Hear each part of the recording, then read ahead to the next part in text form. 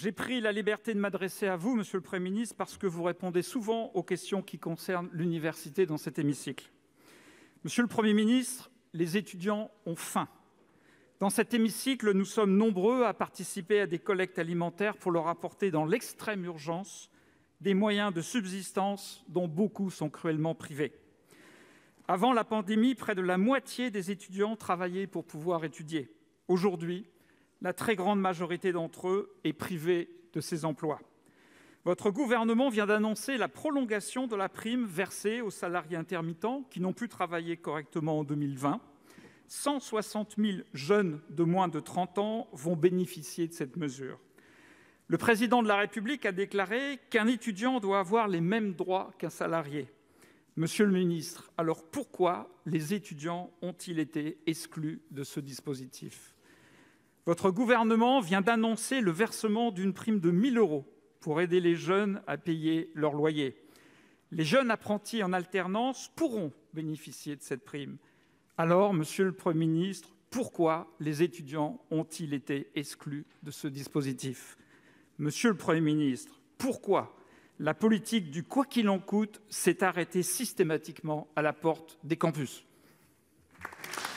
Pour vous répondre, la parole est à Madame la ministre de l'Enseignement supérieur, de la Recherche et de l'Innovation. Madame la ministre. Merci, Monsieur le Président. Mesdames les sénatrices, Messieurs les sénateurs, Monsieur le sénateur Ouzoulias. Vous pointez effectivement la difficulté que rencontrent certains étudiants et je voudrais vous rappeler, comme j'ai pu le faire la semaine dernière, l'ensemble des dispositifs qui ont été pris pour les étudiants, et notamment sur les questions alimentaires et d'autres sujets qui seront abordés dans les prochains jours, toujours avec eux, toujours au plus près du terrain, toujours pour regarder ce dont ils ont le plus besoin. Là où je ne peux pas vous rejoindre, monsieur le sénateur, c'est que vous dites que les étudiants sont exclus de ce qui est prévu par le gouvernement dans Un jeune, une solution. Pas du tout. Les étudiants font partie de cette catégorie plus large. Vous parlez des étudiants en apprentissage. Bien sûr qu'ils sont comme tous les apprentis. Vous parlez des jeunes en contrat de professionnalisation. Bien sûr qu'ils sont comme tous les jeunes salariés. Bien sûr que nous continuons à accompagner les jeunes diplômés. C'est la raison d'ailleurs pour laquelle nous avons pu avoir un taux d'embauche des jeunes diplômés en CDI ou en CDD de plus de 3 mois, quasiment équivalent en 2020 qu'en 2018 et en 2019. Alors, monsieur le sénateur, on ne peut pas dire que les étudiants soient exclus de la politique du gouvernement.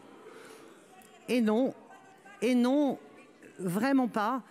Et d'ailleurs, vous voyez peut-être les files d'attente. Moi, il se trouve que j'y vais. Et oui. Eh bien, vous voyez, dans ces files d'attente qui font, selon vous, tellement polémiques, qu'est-ce que l'on voit ? Eh bien, on voit notamment des jeunes. On voit notamment des étudiants internationaux. C'est pour ça que nous avons doublé les aides à destination de l'ensemble des étudiants. C'est pour ça qu'aujourd'hui, c'est plus d'1,5 million de repas à 1 € qui sont servis dans les établissements. C'est pour ça que nous avons et nous continuerons à soutenir l'ensemble des jeunes et les étudiants y compris. Monsieur Ouzoulias. Merci, Monsieur le Président. Madame la ministre, vous n'avez répondu à aucune de mes 3 questions.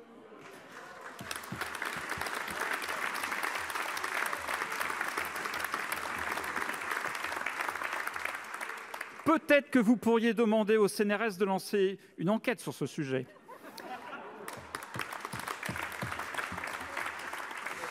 Madame la ministre, 40% des étudiants qui pouvaient revenir à l'université ne l'ont pas fait et vous considérez que c'est parce qu'ils préfèrent l'enseignement à distance. Je crains qu'ils ne reviennent jamais à l'université.